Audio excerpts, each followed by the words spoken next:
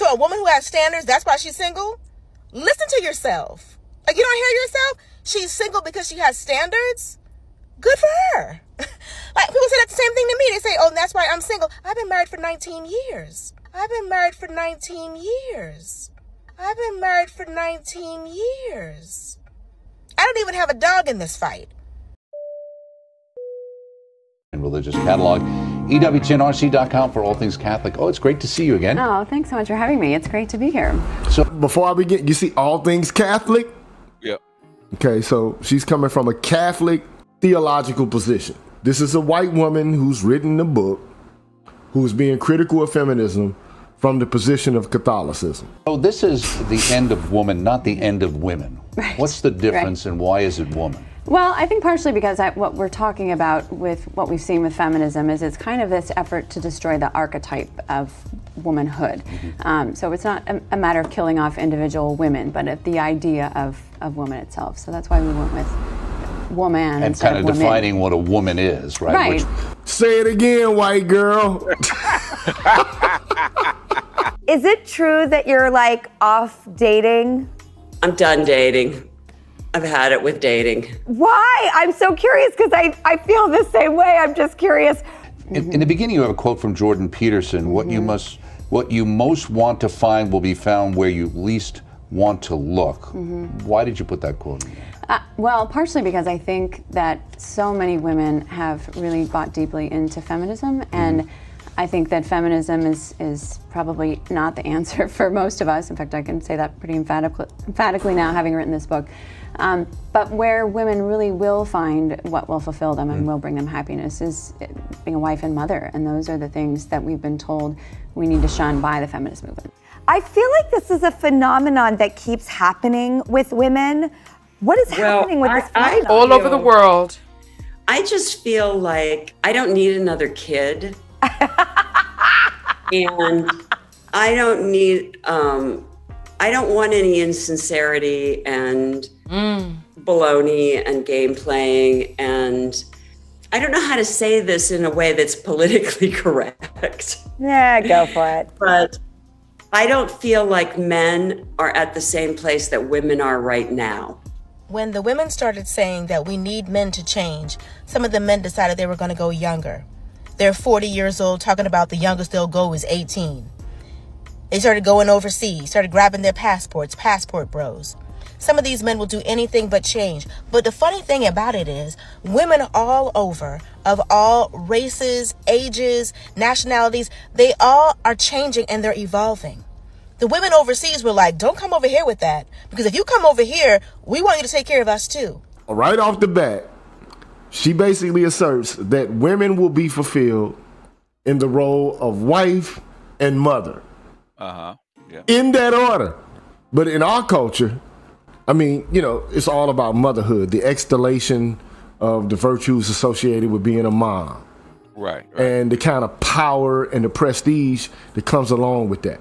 Yeah, you know, in the black culture, it's mother and child, that's the family, and then the men are extra. An addendum. An addendum, yes. An asterisk.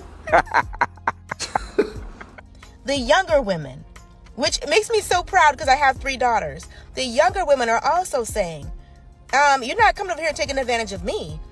You also talk about the fact that in that vulnerability, that in looking at this, they view motherhood making women vulnerable, which it does in some ways because of that. Sure. You say feminists have embarked upon a twofold approach.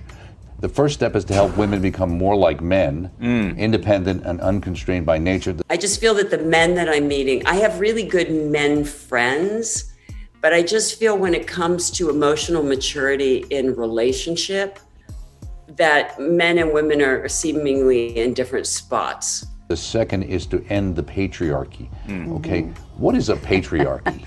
I think she's on to something here. I mean, we've said it before. Women want to be like men. Yeah, they're groomed to be men. You know, they're taught to be men. They not necessarily want to be, but they're taught that way. Do you apply that, like, as a parent, as a woman to your son? Are you like, yes, I want to raise you in a way where you're going to be IQ, EQ, like yes, an equal to your woman, if not raising the stakes? All right, so the patriarchy is really just this old biblical idea of using the gifts that men have, but also recognizing an authority that men have, partially because of those gifts, but because this is the way God has instilled it. But what feminism has done is really turn this on its head. Yes, and they'll come into my room, the three of them together, and they'll start up some kind of guy conversation. And I'll be standing there and they'll go, we shouldn't be doing this in front of mom. And I say, you shouldn't be doing this in front of each other. And let's talk about it. Like, why are we having this conversation anyway? And then you make the point, you say, but what happens when the patriarchy disappears? Yeah. Has it disappeared? Is that what we're experiencing, or what? Well, I think what we're experiencing is sort of this strange schizophrenia where feminists want to be like men because we've again, feminism asks the question, how do we make women like men, not how do we help women as women within this context of vulnerability. So they're taught that there's something weak and undesirable about actually being women. Yeah, I've talked to so many women that said exactly that they didn't value what women bring to the table.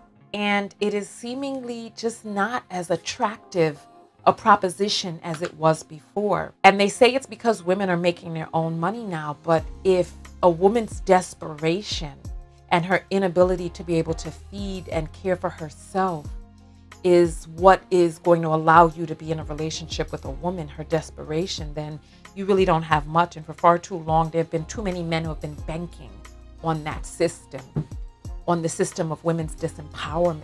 The first thing is, okay, so make women more like men. Right. And then also, let's smash the patriarchy. Yeah, okay? which also means make men more like women. So. And hit them at their knees. Hit them at their knees, yep. Take away their power. Yep. And replace it with a kind of feminist power, which is basically women seeking to have the same kind of power as men. There's certain fears that boys and men have in the world today because there's certain misunderstandings about power and what it means to be masculine and what it means to be powerful and what it means to be important.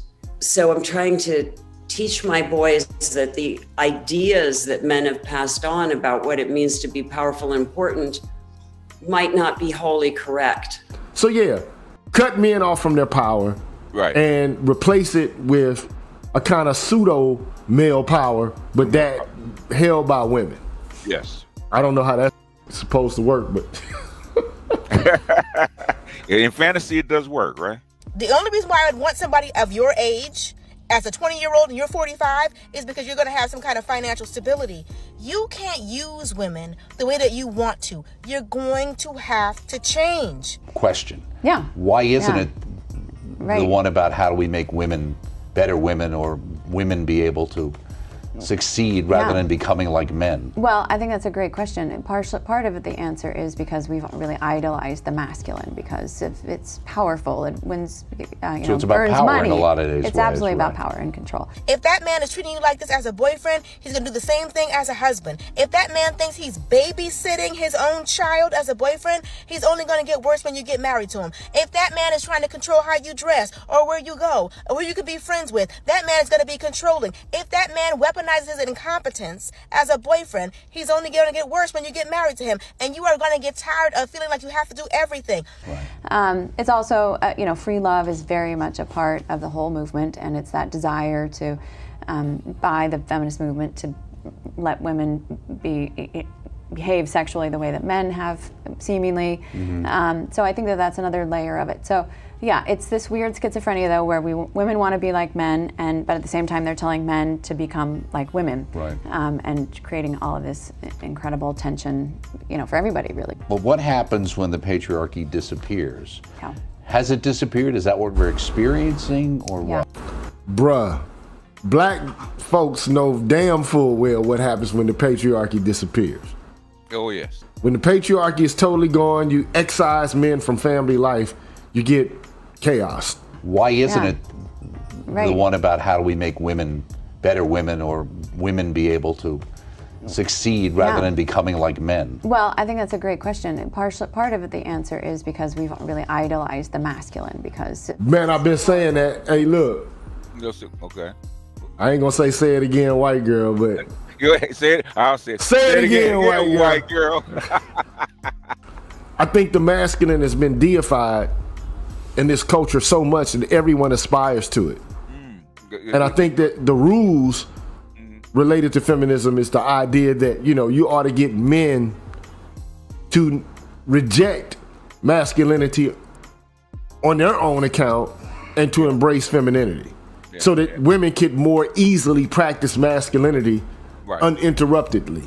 At a lower level, in other words, or a level that they can actually attain. Right. So it's like, okay, if we're acting like men and men are acting like women, it creates some sort of level playing field. Level playing, what does egalitarian mean? Equal playing field, right? Right. If you enjoyed this video, make sure to take time and check out the full stream from Dr. Gigi in the link mentioned in the description. As passport bros headed overseas, a message trails them. A message saying that these men are no good, they have toxic tendencies, that they are bringing problems with them, and women overseas should avoid them. Living in the internet age, this is something that must be accounted for in years to come. As members of a new changing world looking to become more worldly citizens, all people, including passport bros, must not only exhibit behavior that can debunk these stereotypes, but they also should prepare themselves to overcome stereotypes that may be waiting overseas when they arrive. Some arriving, of course, from America itself. Thanks for watching. Like, subscribe, comment below. I'll catch you in the next video. Take care, guys.